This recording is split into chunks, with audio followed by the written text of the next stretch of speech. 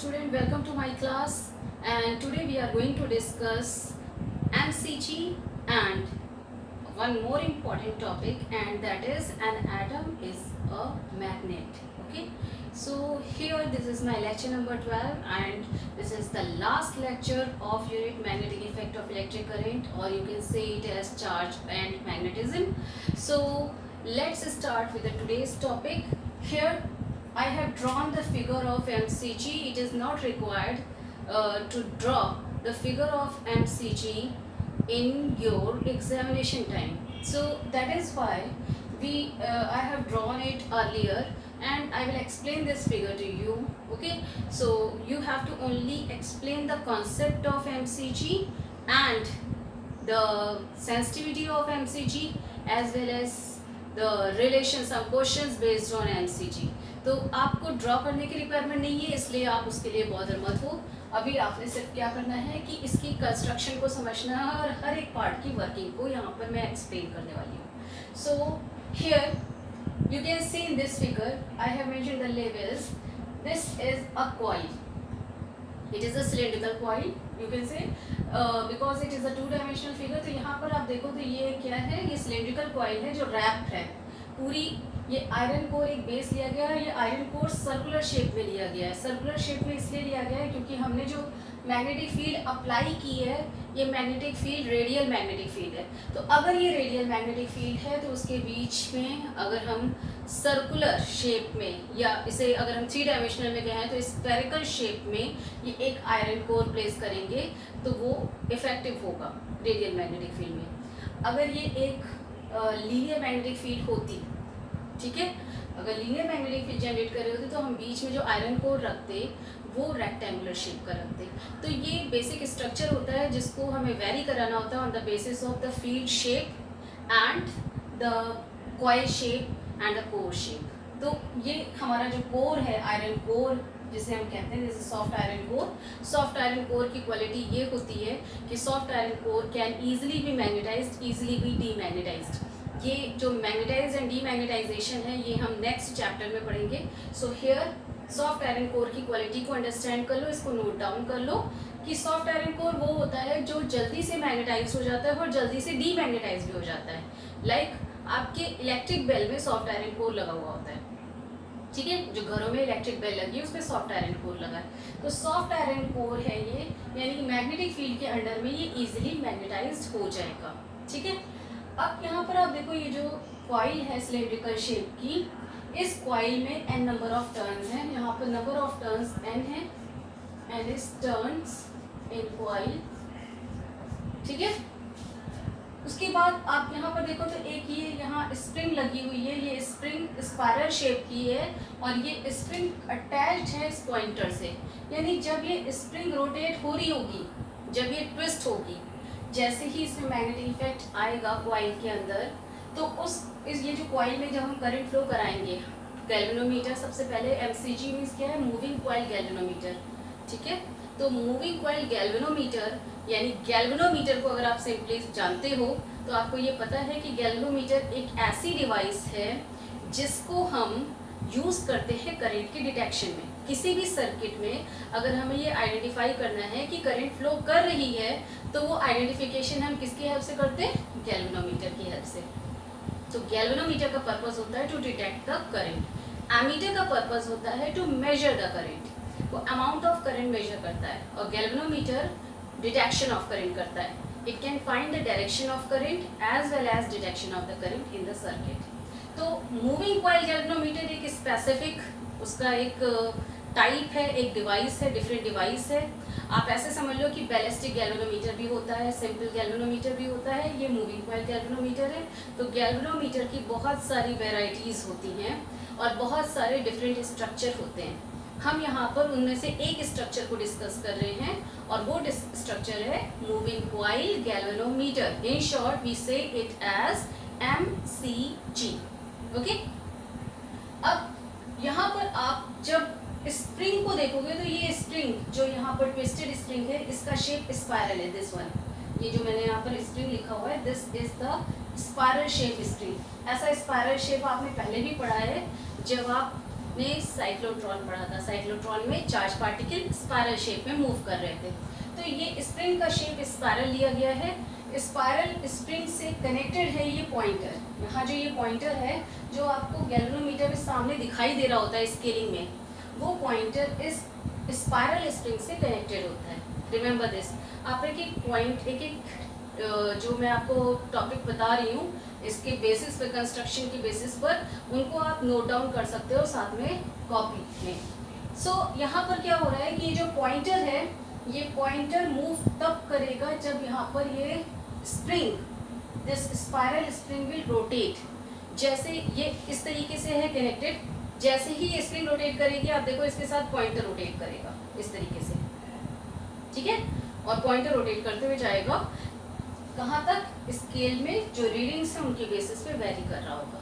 Got it.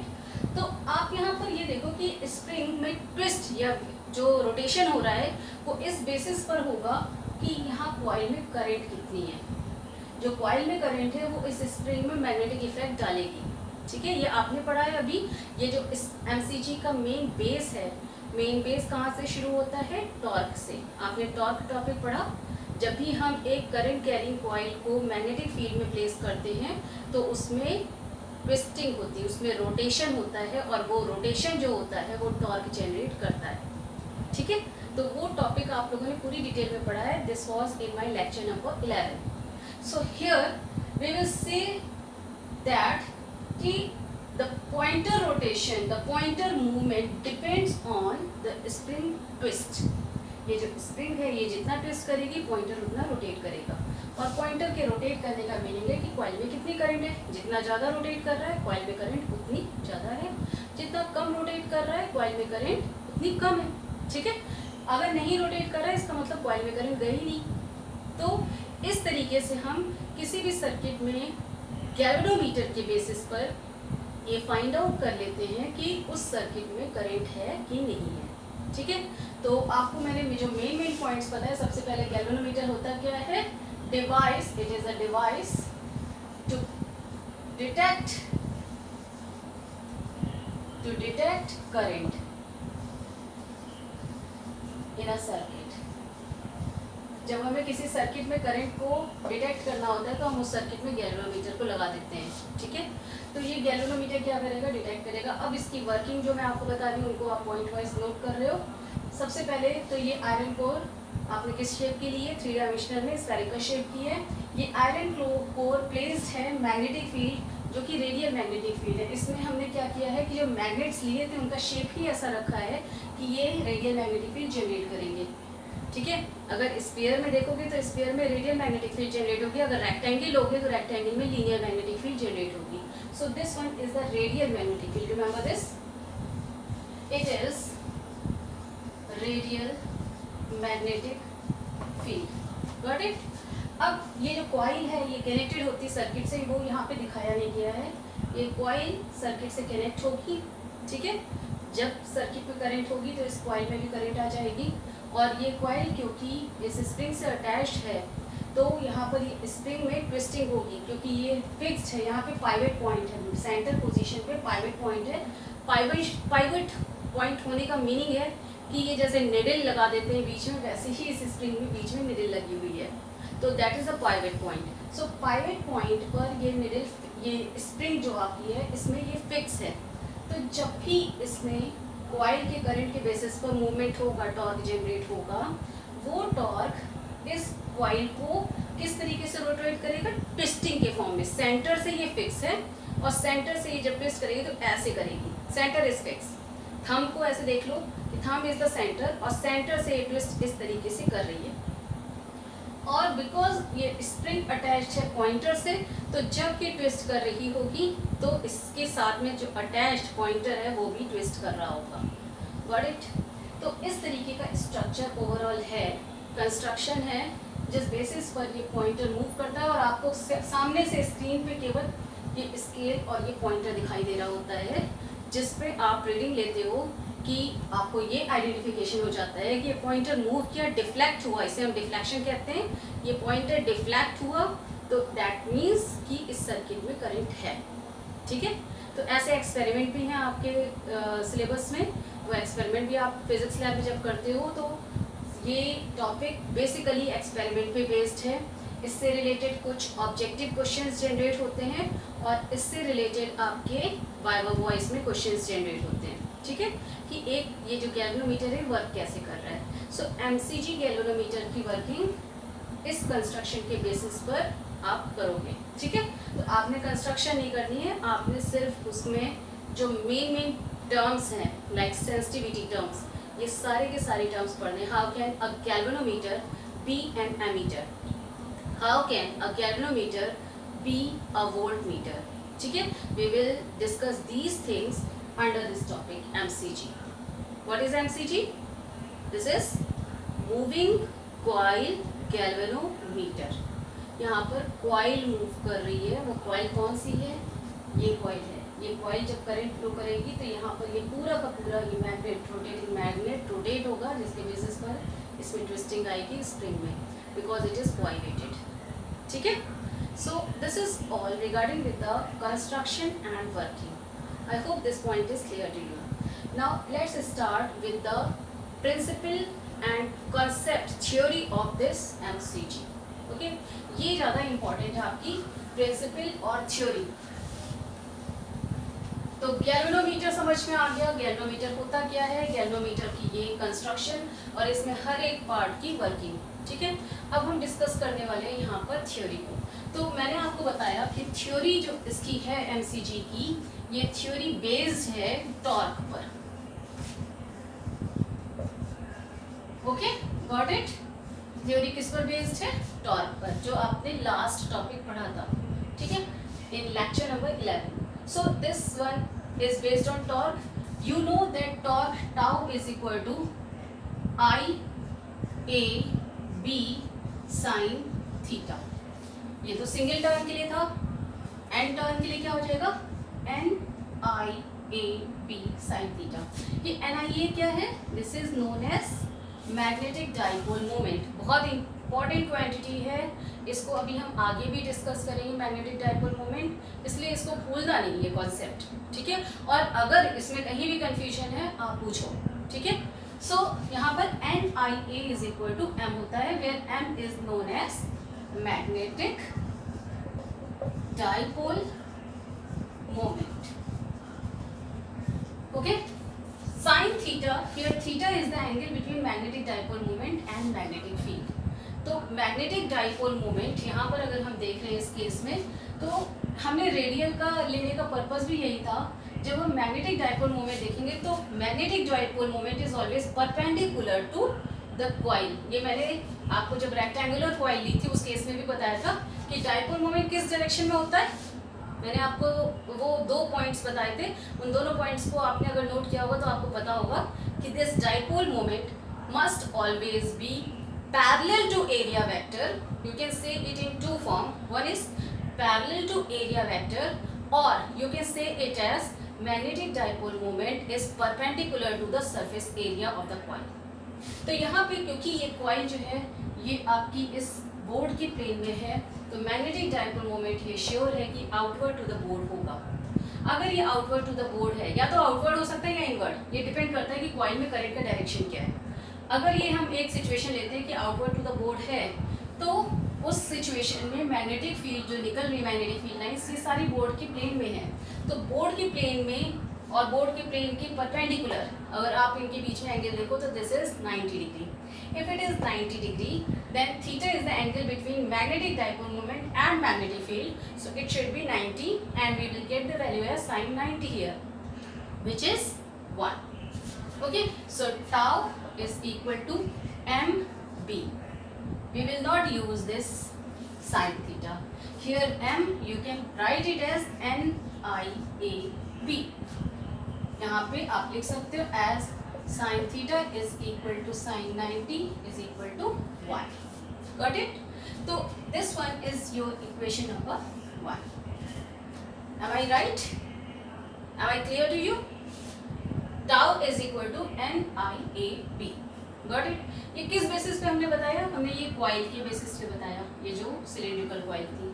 अब ये जो सिलेंड्रिकल कॉइल है जो मैग्नेटिक फील्ड में प्लेस्ड है, ये क्या करेगी कि मैग्नेटाइजेशन जनरेट करेगी सॉफ्ट आयरन कोर में which is attached with this spring, जो स्पाइरल स्प्रिंग है। तो मैग्नेटाइजेशन जनरेट करने की वजह से ये जो पूरा का पूरा कोर है ये रोटेट करेगा, ट्विस्ट करेगा, और जब ये रोटेट करेगा तो यहाँ पर क्या होगा, स्पाइरल स्प्रिंग भी ट्विस्ट होगी। जब ये स्पाइरल स्प्रिंग ट्विस्ट होगी तो ये पॉइंटर मूव करेगा, डिफ्लेक्ट होगा, कहाँ पर, स्केल में, ठीक है। तो हमें अब स्प्रिंग का टॉर्क लेना है। पहले हमने टॉर्क किसका लिया, ये कॉइल का टॉर्क लिया, जो सिलिंड्रिकल कॉइल आपको यहाँ दिख रही है, इसका हमने टॉर्क लिया था। अब हम लेने वाले हैं स्प्रिंग का टॉर्क। और under the condition of equilibrium, आपको पता है जैसे कि हम फोर्स के लिए इक्विलिब्रियम कंडीशन लगाते हैं, that under the equilibrium condition all sum of all forces must be equal to 0. That means that two forces, if two forces are acting over the body, then two forces must be equal and opposite. So यहाँ पर torque के case में भी ऐसा ही होगा, because torque is the rotational equivalent of force. तो यहाँ पर टॉर्क क्या करेगा कि दैट जो हम स्प्रिंग में टॉर्क निकालेंगे स्पाइरल स्प्रिंग में, उस टॉर्क को और यहाँ पर कॉइल के टॉर्क को हम इक्वेट कर देंगे अंडर इक्विलिब्रियम कंडीशन। तो सबसे पहले अब हमें यहाँ पे निकालना है टॉर्क ऑफ स्पाइरल स्प्रिंग, जिसके बेसिस पे ये पॉइंटर मूव कर रहा है, ठीक है। तो ये क्योंकि ये स्पाइरल स्प्रिंग है तो ये रोटेट कर रही, ट्विस्ट कर रही है। एक्चुअली ये क्या है, this is due to twisting, इसको भी आप मेंशन कर लो, ड्यू ट्विस्टिंग। ये स्पाइरल स्प्रिंग ट्विस्ट कर रही है, और ये ट्विस्ट क्यों कर रही है, because of pivot, because of pivot, got it. ये स्प्रिंग ट्विस्ट इसलिए कर रही है क्योंकि यहाँ पे बीच में इसको फिक्स कर दिया गया है पाइवट से, तो इसलिए ट्विस्ट करेगी, यहाँ पाइवट पॉइंट है, गॉट इट। तो जब ये ट्विस्ट कर रही होगी तो हमारे पास एक आएगा जिसे हम कहते हैं टॉर्क की एक variety, this is called torsional torque. देखो टॉर्क एक ये रोटेशनल टॉर्क है। रोटेशनल टॉर्क कब है, जब जैसे ये कॉइल ली, कॉइल पूरी रोटेट हो रही है, ये रोटेशनल टॉर्क है। और दूसरे जो टॉर्जनल टॉर्क है वो क्या है कि एक पॉइंट पे फिक्स होकर के ये रोटेट कर रही है। जैसे इस तरीके से अगर रोटेट कर रही होगी तो ये एक पॉइंट फिक्स है इसका, ठीक है।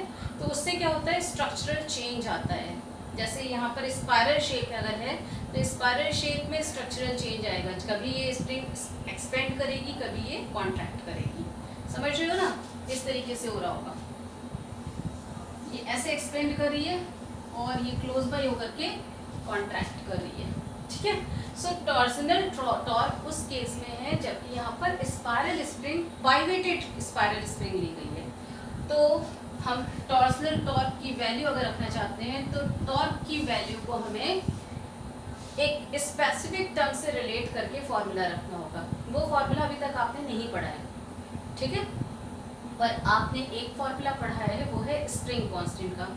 ये जो स्पाइरल स्ट्रक्चर, अब आप इन पहले वाले कॉन्सेप्ट को भूल जाओ, अभी आपने क्या करना है कि ये जो स्पाइरल स्प्रिंग है इसके कॉन्सेप्ट पे आने के लिए आपको स्प्रिंग के कॉन्सेप्ट पे आना पड़ेगा, ठीक है।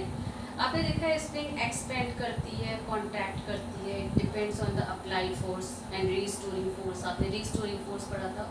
तो ये जो टॉर्जनल टॉर्क है it is corresponding to the restoring torque. Torsional torque ये डायरेक्ट है, इसी की इक्विवेलेंट आएगी रीस्टोरिंग टॉर्क, गॉट इट। जब ये स्प्रिंग एक्सपेंड कर रही होगी तो अपने एक्सपेंड करने का अपोज करेगी, जब ये कॉन्ट्रैक्ट कर रही होगी तो अपने कॉन्ट्रैक्ट करने का अपोज करेगी, just like the case of spring. Spring में भी ऐसे होता था।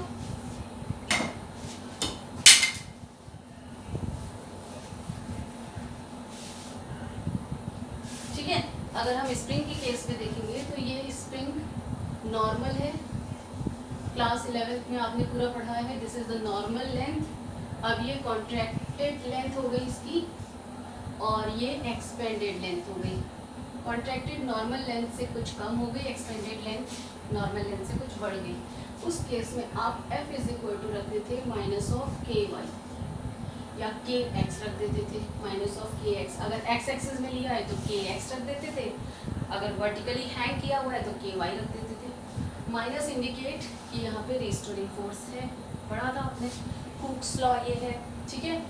अब यहाँ पर अगर हम F के इक्विवेलेंट हम हमेशा टॉर्क को रखते हैं, तो ये तो स्प्रिंग का केस था, ये स्पाइरल स्प्रिंग के केस में क्या होगा, टॉर्क होगा, क्योंकि ये रोटेट करते हुए ट्विस्ट हो रही है, तो रोटेशन में टॉर्क आ जाता है। यहाँ पर लीनियर मोशन हो रहा था, एक्सपेंड करने या कॉन्ट्रैक्ट करने में लीनियर मोशन है, और यहाँ रोटेशन में एंगुलर मोशन है।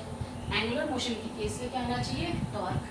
तो अगर हम इन दोनों को रिलेट करें तो लीनियर मोशन के लिए अगर f is equal to minus K Y है, तो रोटेशनल मोशन के लिए f is equal to minus of K हमने लिया similar to this constant, and in place of x का रोटेशनल इक्विवेलेंट क्या है।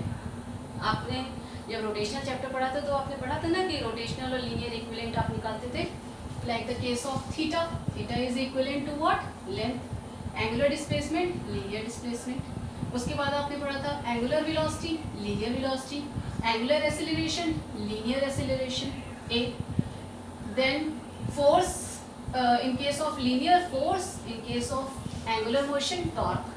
तो ये सारे इक्विवेलेंट आपने पढ़े थे। अब यहाँ पर देखो कि अगर ये लीनियर डिस्टेंस है तो इसके कॉरेस्पॉन्डेंस में एंगुलर के केस में क्या आएगा, थीटा। यहाँ पर हम इस थीटा को फाई ले रहे हैं, this is the angular deflection, ठीक है। तो ये जो स्प्रिंग है, स्पाइरल स्प्रिंग है, ये एंगुलर कितना रोटेट हुई है ये हमें पता चल जाएगा। तो इस फॉर्मूले से रिलेट करके हमने यहाँ पर न्यू फॉर्मूला बनाया है, which is corresponding to restoring torque. This restoring torque indicate the minus K and phi. अब यहाँ के को हम कहते थे स्प्रिंग कांस्टेंट, स्प्रिंग से रिलेटेड था। इसको के को हम कहते हैं torsional constant, torsional constant. And this phi, this is called, it is called deflection या angular displacement भी कह सकते हैं इसे। So this phi is deflection। अब यहाँ पर हम जब स्प्रिंग का केस ले रहे हैं तो हम फोर्स भी लेंगे, हम क्या लेंगे, टॉर्क लेंगे, which is torsional torque। इसे इसलिए कह रहे हैं क्योंकि यहाँ पे इस कांस्टेंट को टॉर्जनल कांस्टेंट कहते हैं। जब आप ग्रेजुएशन में जाओगे, एक प्रैक्टिकल है जो आपको करना पड़ता है, दैट सिलिंड्रिकल बॉडी होती है, उसको वो ट्विस्ट होती है, रोटेट होती है, so that is corresponding to the torsional motion. So here this one is torsional constant and deflection. So in case of this torsional torque we can place it as k phi। Minus हटा दिया, minus indicate restoring torque, वो किसके equivalent होना चाहिए, equivalent होना चाहिए applied torque के। Applied torque यहाँ पर कितना होगा, tau is equal to K phi। Got it? I hope this whole concept is clear to you, it is related to your previous concept. अब हम क्या करेंगे कि इनको हम इक्वेट करेंगे under the condition of equilibrium, क्योंकि कोई भी बॉडी, कोई भी सिस्टम इक्विलिब्रियम में रहता ही है। So this one is equation number 2। So under equilibrium, just like the case of force, we can write it, equation 1 should be equal to equation 2 होना चाहिए। अब यहाँ पर आप रख दो value NIAB, that is equal to K Y. एक आपका कॉइल का था टॉर्क, एक आपका ये टॉर्क, टॉर्जनल टॉर्क है स्प्रिंग के केस में, स्पाइरल स्प्रिंग के केस में। सो we can find out the value of I which is equal to K divided by NIA into 5। I को एक साइड रख करके ये पूरा टर्म आ गया। इसको हम G से रिप्रेजेंट कर देते हैं, which is known as galvanometer.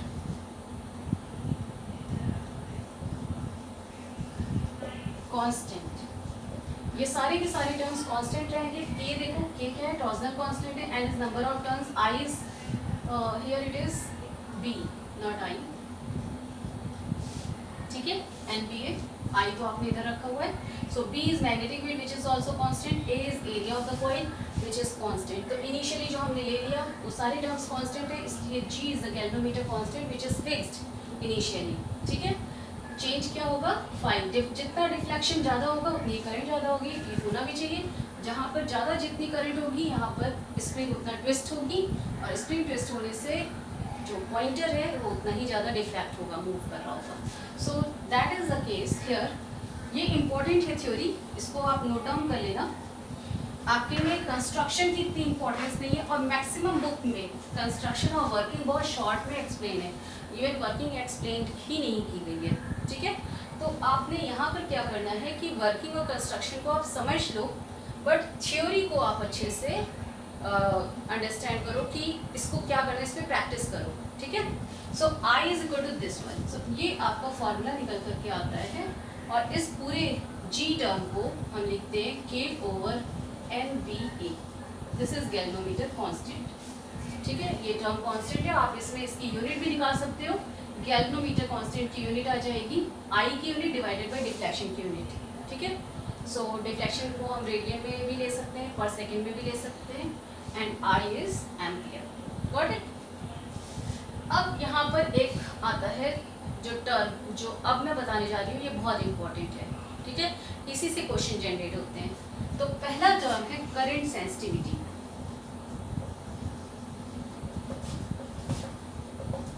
Current sensitivity होती क्या है उसको आप समझ लो।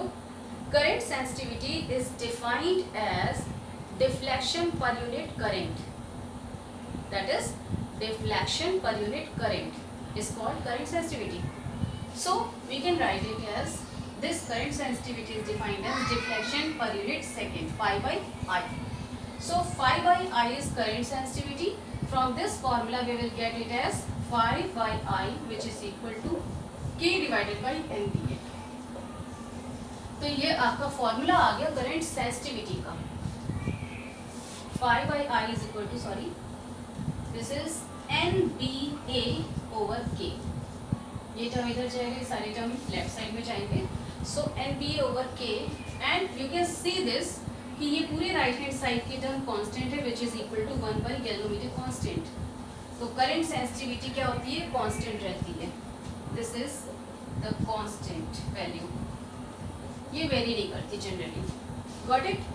तो current sensitivity is defined as deflection per unit current and you can find this value here. Now next is voltage sensitivity. Have you written it? इसको लिख लिया आपने? अब voltage sensitivity पे आ जाओ। जैसे current sensitivity थी वैसे ही voltage sensitivity होती है। So voltage sensitivity deflection per unit volt। और वोल्ट कहाँ पर अप्लाई हो रहा होगा, जब हमने यहाँ पर इस कॉइल में करंट अप्लाई की होगी तो करंट किसी ना किसी बैटरी या सोर्स से अप्लाई की होगी, उसका जो वोल्टेज होगा that is corresponding to applied voltage. तो अप्लाइड वोल्टेज जितना भी है उसको हम डिवाइड कर दे रहे हैं, उसको डिफ्लेक्शन को डिवाइड कर रहे हैं वोल्टेज से, उस अप्लाइड वोल्टेज की वैल्यू से। So phi divided by V. अब यहाँ पर अगर हमें इस फॉर्मूले से फाई डिवाइडेड बाई वी निकालना है तो कैसे निकलेगा, हमें ओम्स लॉ अप्लाई करना पड़ेगा। क्योंकि ये जो कॉइल है ये कॉपर, जनरली कॉपर हम यूज़ करते हैं, कॉपर से बनी है, तो कॉपर का भी अपना एक रेजिस्टेंस होता है। So if we will apply Ohm's law then V is equal to होता है I R. It implies that I is equal to V divided by R। अब इस I की जगह पे हमने ये V divided by R use कर लेना है। So by this equation V divided by R is equal to K over NBA into 5। So we can find out the value of phi by V. So phi by V is equal to NBA divided by K, और ये आपका V इधर गया था, R as such denominator में है, so divided by R. So you can write it as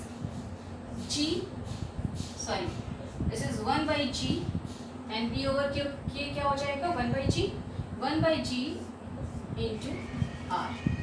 So that is called this one phenomena, this whole phenomena, this formula is related with the voltage sensitivity.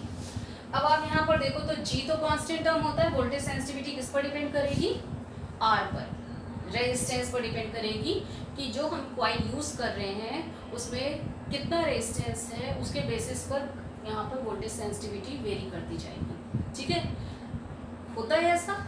अब इसी से related एक question पूछा जाता है जो बहुत इंपॉर्टेंट हो जाता है। चलो हम लोग वो क्वेश्चन डिस्कस करते हैं। क्वेश्चन ये है, बहुत बुक्स में ये क्वेश्चन दिया हुआ है, आप इन फॉर्मूला को अपने आप में रिमाइंड कर लो।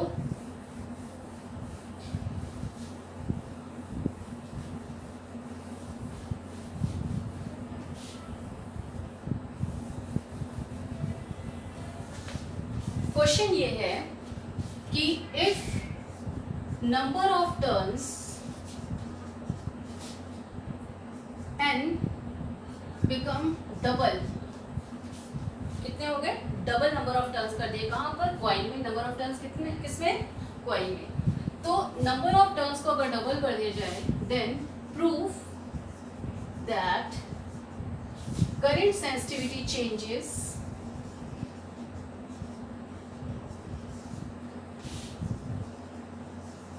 while voltage sensitivity remains same। हमें ये प्रूव करना है, ठीक है। अब इसको प्रूव करने के लिए हम क्या करेंगे कि यहाँ फॉर्मूला यूज करेंगे। सो फाई बाई आई की वैल्यू कितनी थी? NBA ओवर K, यही थी। अगर चेक करना है तो देख लो आपने क्या किया था। यहाँ पर इस फॉर्मूले को याद करने का तरीका मैंने आपको बताया कि NIAB is equal to K phi. तो फाई बाई आई की वैल्यू क्या हो गई? NBA over K। तो ये रिजल्ट आ रहा है। अब यहाँ पर देखो B कांस्टेंट है, A कांस्टेंट है, K कांस्टेंट है। If N become twice of N, it implies that phi by I, ये अगर डबल हो जा रहा है, ये किसमें है?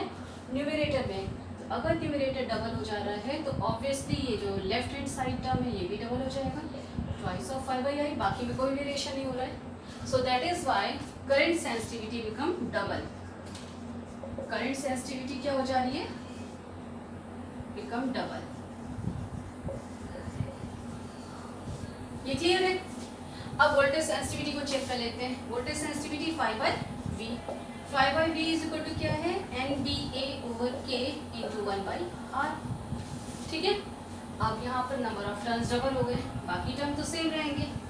R में वेरिएशन देखो, R is equal to formula, पिछला फॉर्मूला याद करो। R इज इक्वल टू क्या होता है? Rho L by A। अगर नंबर ऑफ टर्न्स डबल हो गए हैं तो लेंथ भी बढ़ गई। जितने टर्न्स बढ़ते हैं उतने उसी के कॉरेस्पॉन्डेंस में लेंथ भी बढ़ जाती है। अगर आपने 2 मीटर का वायर लिया था, 2 मीटर वायर में 4 टर्न्स बन रहे हैं, तो 4 मीटर वायर में 4 के 8 टर्न्स बन जाएंगे। जो स्ट्रक्चर है, जो आपका कोर है, वो तो सेम है ना, सेम शेप का है। शेप में तो चेंज नहीं हो, जिसके ऊपर रैपिंग कर रहे हो। तो जब हम रैपिंग कर रहे हैं तो उसमें लेंथ का डबल होना यानी नंबर ऑफ टर्न्स का डबल होना, या इसका वाइस वर्सा टर्म बोलो तो क्या है? ये नंबर ऑफ टर्न्स डबल हो रही है, इसका मतलब लेंथ भी डबल हो जा रही है। तो लेंथ अगर डबल हो जाएगी, if L become twice of L, तो ये लेफ्ट हैंड साइड वाला टर्म भी ट्वाइस ऑफ R हो जाएगा। लेंथ ये डायरेक्टली प्रोपोर्शनल है। इस फॉर्मूले के बेसिस पर आप लगा रहे हो और इसके बेसिस पर आपने बहुत सारे न्यूमेरिकल्स लगाए हुए हैं। तो क्या होगा कि R भी डबल हो जाएगा। दैट मीन्स अगर हम N को 2N कर रहे हैं, बाकी ये टर्म कांस्टेंट है एज सच, तो R भी 2R हो जा रहा है। So 2 and 2 will be cancelled out and we will get the same term here, NBA over K 1/R। Same term मिल जा रहा है। तो फाई बाई वी में तो कोई चेंज नहीं हुआ, no change. That means phi by V remains same, remains constant. ये आपका प्रूफ आ जा रहा है। जो क्वेश्चन पूछा गया था क्या था? Prove that current sensitivity changes while voltage sensitivity remains same. आपने ये प्रूव किया है by using the formula and all the concepts. So I hope this point is clear to you. Clear? So that is all in this whole topic. और मैंने आपको बार बार पहले भी बताया कि इसकी कंस्ट्रक्शन वर्किंग को अच्छे से समझ लो, जो मैंने जैसे आज समझाया है। बट इसमें जो मेन पार्ट है वो है जो क्वेश्चंस जनरेट होते हैं, कंपटीशन हो या कोई भी बोर्ड एग्जामिनेशन या कोई भी आपका होम एग्जामिनेशन हो रहा हो, उसमें जो कॉन्सेप्ट या क्वेश्चंस जनरेट होंगे वो इसी थ्योरी पार्ट से जनरेट होते हैं। ठीक है, मैक्सिमम केस में न्यूमेरिकल भी बनेंगे तो ये थ्योरी पार्ट से इस फॉर्मूले के बेसिस पर बनेंगे। तो इस पोर्शन में एमसीजी में first of all full form is moving coil galvanometer. MCG में इंपॉर्टेंट पार्ट क्या है? That is the theory part. Got it? So I hope this point is clear to you. Next I am coming with the next topic, और वो topic है आपका an atom is a magnet. बहुत अच्छा, बहुत interesting topic है। चलो हम लोग नेक्स्ट टॉपिक स्टार्ट करते हैं। टॉपिक बोर्ड पर लिखा हुआ है and this one is the last topic of the unit, magnetic effect of electric current, और in ISC board and according to ISC board it is charge and magnetism. So this topic heading is written every atom is a magnet. Actually every atom is a magnet. मैं आपको एक activity share करूंगी link share करूँगी उसका, उसमें आप देखना कि जो जितने भी मटेरियल्स हैं like water and mercury and all that, ये सारी मटेरियल्स मैग्नेटिक फील्ड के इफेक्ट में आकर के ये एक्टिव हो जाते हैं। तो ये प्रूव करता है कि ये एक मैग्नेट हैं। ठीक है, सो यहाँ पर हम मैग्नेटिक इफेक्ट डिस्कस करने वाले हैं एटम्स का, यानी हर एक एटम अपने आप में मैग्नेट है। ये अलग बात है कि वो एटम की मैग्नेटिक फील्ड इतनी वीक होती है कि वो मैग्नेटिक इफेक्ट पता नहीं चलता। आगे की क्लासेस में आप पढ़ने वाले हो ज़ीमैन इफेक्ट एंड स्टार्क इफेक्ट। ठीक है, 12th क्लास के बाद आप कहीं भी, चाहे इंजीनियरिंग में जाओ, चाहे आप ग्रेजुएशन कोर्स कर रहे हो, कोई भी, आप फिजिक्स में ये पढ़ोगे Zeeman effect and Stark effect and both are the magnetic effect of atom.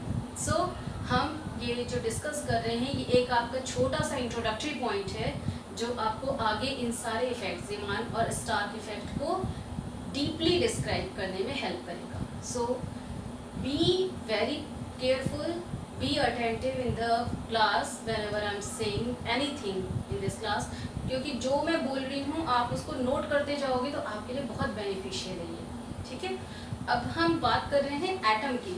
तो सबसे पहले हम एक बेसिक एटम लेते हैं which is the hydrogen atom. ऐसे तो बहुत सारे एटम्स हैं, लेकिन अभी हम बात करेंगे सबसे बेसिक से, हाइड्रोजन एटम से। हाइड्रोजन एटम का ऑर्बिट, फर्स्ट ऑर्बिट एक ही ऑर्बिट होता है। हाइड्रोजन एटम को रिप्रेजेंट करते हैं 1h 1 से। सो एक ही ऑर्बिट होता है, इसमें 1 मीन्स 1 प्रोटॉन 1 इलेक्ट्रॉन होता है और इसका न्यूट्रॉन नंबर 0 होता है। सो यहाँ पर ये न्यूक्लियस है, दिस वन इज न्यूक्लियस, और यहाँ पर एक इलेक्ट्रॉन रिवॉल्व कर रहा है। ठीक है, this one is the electron and this electron is revolving in the orbit, in the first orbit of hydrogen atom. ठीक है, क्लियर है?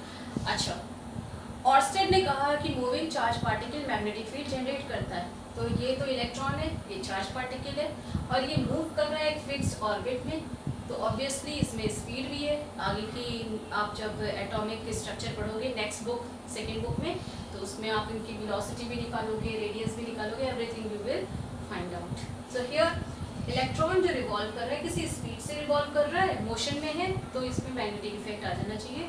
ये एटम का मैग्नेटिक इफेक्ट जनरेट करेगा क्या? इलेक्ट्रॉन। जो प्रोटॉन है वो अंदर है, प्रोटॉन भी चार्ज पार्टिकल होता है, प्रोटॉन अंदर है और इसका पेरिफेरी बहुत स्मॉल है, दो इसमें भी मैग्नेटिक इफेक्ट आता है, पर वो और भी ज़्यादा माइन्यूट होता है, तो उसको हम बाद में डिस्कस करेंगे या उसको आप आगे की क्लास में पढ़ना। अभी यहाँ पर इलेक्ट्रॉन के मोशन को हम डिस्कस कर रहे हैं। तो अगर इसके इलेक्ट्रॉन की ऑर्बिट की रेडियस r है, इलेक्ट्रॉन की स्पीड, वेलोसिटी या स्पीड v है इसकी। ठीक है, so this one is the case. अब यहाँ पर अगर हमें स्पीड की फॉर्मूला लिखना हो, वैल्यू लिखनी हो, तो स्पीड, इलेक्ट्रॉन की स्पीड कितनी होनी चाहिए? The distance, speed is equal to क्या होता है? Distance divided by time. ये बेसिक फॉर्मूला है। और इस इलेक्ट्रॉन ने ऑर्बिट पे कितनी डिस्टेंस ट्रेवल की? इक्वल टू सर्कमफ्रेंस, इसके जो पेरीमीटर होगा या सर्कमफ्रेंस होगी उसके इक्वलेंट एक राउंड में। तो एक राउंड में 2 पाई r डिस्टेंस ट्रेवल हो गई। और टाइम कितना लगा? Time to complete 1 revolution is called time period, तो divided by capital T। Here capital T is what? Time period, that is time to complete 1 revolution. R here is radius। ठीक है, तो ये वेलोसिटी आ गई। सो v is equal to क्या हो गया? 2 pi r divided by, clear है ये? सो दिस इज इक्वेशन नंबर 1। अब हम क्या करेंगे, करंट अगर हमें निकालनी है, so current I is equal to क्या होता है? Q divided by T, charge divided by time. अब यहाँ पर चार्ज कितना है? हाइड्रोजन एटम पे सिंगल E चार्ज है, तो इसकी जगह पे रख दिया E। और इसने अभी तो हम एक केस लेते हैं कि एक ही रिवॉल्यूशन कंप्लीट किया है, एक रोटेशन किया है, तो एक रोटेशन में जो टाइम लगता है वो टाइम पीरियड होता है, E डिवाइडेड बाई T हो जाएगा। सो I इज इक्वल टू क्या हो गया? E divided by T। अब आप T को रिप्लेस कर दोगे तो V की वैल्यू आ जाएगी इस इक्वेशन में, in equation 1 V is equal to 2 pi r divided by, in place of T ये वैल्यू रखो, तो T इज इक्वल टू क्या हो जाएगा? E by I, E divided by I ऊपर चला गया। क्लियर है ये? तो ये फॉर्मूला आ गया आपका V का। अब आपको एंगुलर मोमेंटम रखना है।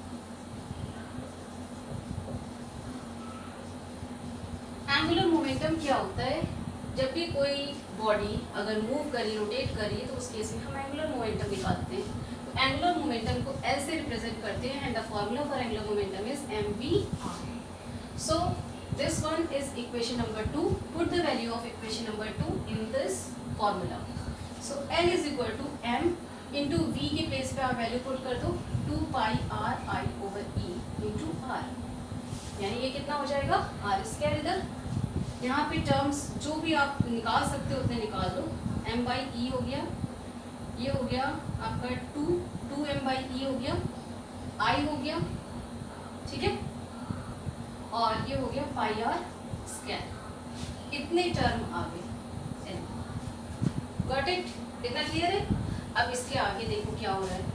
इसी इक्वेशन में ये जो i है और पाई आर स्क्वायर है, अगर इसको देखोगे तो पाई आर स्क्वायर क्या है? इस पूरे ऑर्बिट का एरिया है, ठीक है। और आपने टर्म पढ़ा हुआ है मैग्नेटिक डाइपोल मोमेंट, तो वो मैं अलग से ही बता रही हूँ, इसमें यहाँ पे यूज नहीं करना है। मैग्नेटिक डाइपोल मोमेंट होता क्या है?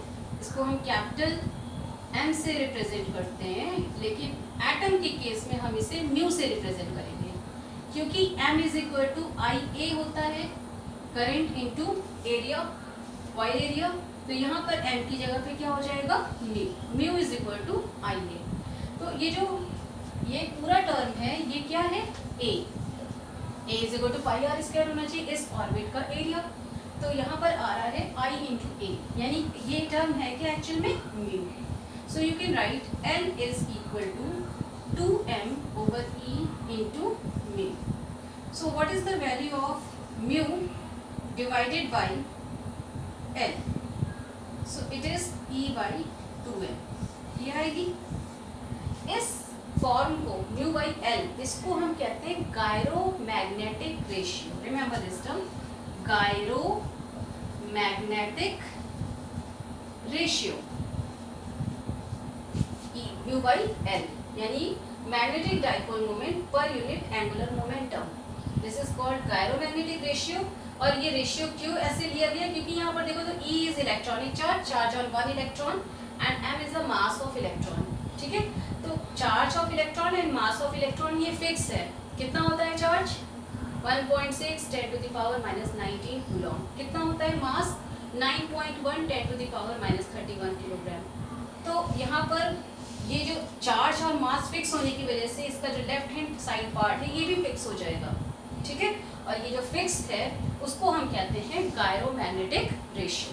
जब आप इसकी वैल्यू निकालते हो E by M की वैल्यू पुट करके, जो मैंने अभी आपको बताई, तो इसमें आई थिंक वैल्यू आती है 8.8 10 टू द पावर 10। यूनिट क्या आ जाएगी? E के रिस्पेक्ट में Coulomb divided by kilogram. So this is the value of gyromagnetic ratio. I hope this point is clear. तो गायरोमैग्नेटिक रेशियो ये बता रहा है कि एक एटम भी एक मैग्नेट होता है। मैंने आपको पहले बताया था मेरे लास्ट लेक्चर में कि जिस भी फॉर्मूले में जो भी हम स्ट्रक्चर शेप ले रहे हैं, अगर उसके फॉर्मूले में आपका टॉर्क का निकाल रहे हो या कोई भी हम रिलेटेड फॉर्मूला निकाल रहे हो, उसमें अगर M टर्म आ जाए, यानी मैग्नेटिक डाइपोल मोमेंट टर्म आ जाए, तो इसका मतलब वो एक मैग्नेट है।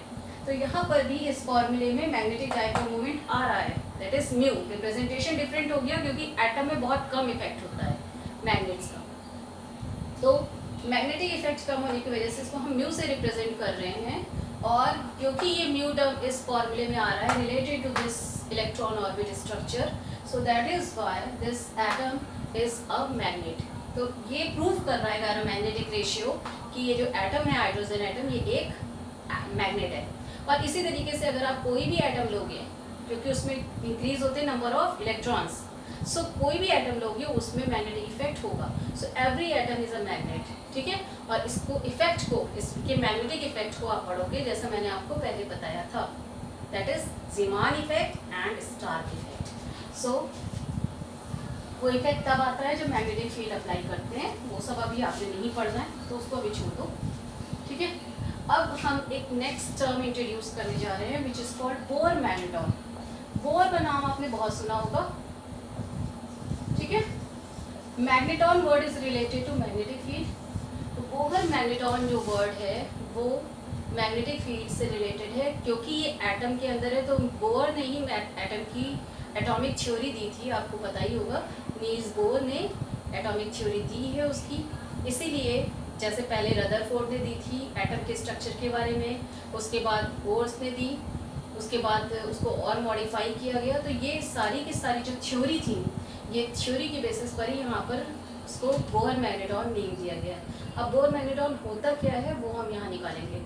सो अगर हम यहाँ पर आप देखो कि एटॉमिक लेवल पे चले जाते हैं, बोहर की थ्योरी पे चले जाते हैं, atomic theory of Bohr, according to atomic theory of Bohr, L should be equal to NH cross। अब ये H cross क्या आ गया है? N होता है नंबर ऑफ ऑर्बिट, पढ़ा होगा केमिस्ट्री में भी, फिजिक्स में भी आएगा। नंबर ऑफ ऑर्बिट का मतलब है k element shells, first orbit k, second orbit L, third orbit M, k L M N shells जो होते हैं उसको हम ऑर्बिट्स कहते हैं। वो ऑर्बिट की नंबरिंग n से रिप्रेजेंट हो रही है, और ये जो L है ये एंगुलर मोमेंटम ऑफ इलेक्ट्रॉन है in the orbit. First orbit में n की जगह 1 आ जाएगा, सेकेंड ऑर्बिट में n की जगह 2 आ जाएगा, थर्ड ऑर्बिट में n की जगह 3 आ जाएगा, and so on. So this is n and h cross. h cross means क्या होता है? h divided by 2 pi. h क्या है? This is the Planck constant, h is Planck constant. ठीक है, तो ये सारा अभी आप मॉडर्न फिजिक्स में पढ़ने वाले हो, इस सारे टर्म्स, और बहुत ही इंटरेस्टिंग टर्म है, बहुत ही इंटरेस्टिंग फिनोमिना है। Solar theory, solar cells and every concept, solar panel, these concepts are based on this modern theory, modern physics, and we will discuss it. So L is equal to NH cross is equal to NH by 2y। इस फॉर्मूले को हम जरा यहाँ पे use करने वाले हैं म्यू बाई एल वाले टर्म में। सो क्योंकि म्यू बाई एल था आपका E बाई 2m, तो म्यू इज इक्वल टू क्या हो जाएगा? E by 2m into L. L की जगह पे आपने ये वैल्यू पुट कर दी, so 2m into NH, NH divided by 2y। यहाँ पे n की वैल्यू लिख लो, here n is that is 1 2 and so on. NH by 2 pi रखा, and you will get it as n into EH over 4 pi m। ये value आ गई। ठीक है, n को अगर आप देखो तो नंबर ऑफ टर्न्स है। अगर आप इसे n को 1 कर दो, यानी हम बात कर रहे हैं हाइड्रोजन एटम की, सिर्फ हाइड्रोजन एटम की, क्योंकि उसी केस में n 1 होता है। बाकी जैसे ही हम हीलियम, लिथियम में जाएंगे तो क्या हो जाएगा? n is equal to that is 2, 1 and 2 both. So here this one is n is equal to 1 for hydrogen atoms for single electron, so we will get Bohr magnetron। ये जो mu b अब मैंने represent कर दिया वो किस value के लिए है? n is equal to 1 के लिए, and we will get it as EH over 4 pi m। ये सबसे पहला टर्म है जो हमें n is equal to least value यानी 1 के लिए मिलेगा। इसमें EH 4 pi m की वैल्यू हम पुट कर सकते हैं। h की वैल्यू आपको पता होगी, केमिस्ट्री में अगर पढ़ी है, 6.6 10 to the power -34 joule second होती है। m की वैल्यू मैंने आपको बताई इलेक्ट्रॉन के लिए 9.1 10 टू द पावर -31 kg, और e की वैल्यू आपको पता ही है 1.6 10 टू द पावर -19 कूलॉम। पाई की वैल्यू भी पता है 22/7 या 3.14। तो इससे अगर आप म्यू b निकालोगे, जिसे हम बोहर मैग्नेट्रॉन कहते हैं, this one b for Bohr, ये म्यू मैग्नेट्रॉन शो कर रहा है, यानी मैग्नेटिक इफेक्ट को शो कर रहा है। सो म्यू बी की वैल्यू 9 पॉइंट समथिंग आती है, I don't remember this value, 10 to the power -24 आती है। यूनिट आप यहाँ से निकाल सकते हो, इसकी यूनिट होती है joule second into Coulomb divided by kilogram. तो ओवरऑल यूनिट इसकी निकाल करके आ जाएगी। सो you can write down the unit here. इतना काम तो आप कर ही लोगे, 12th क्लास के बच्चे हो। ठीक है, तो this is called Bohr magneton। So what is Bohr magneton? You can say it as the magnetic dipole moment of hydrogen atom is called Bohr magneton। Okay, so next I will come with the next unit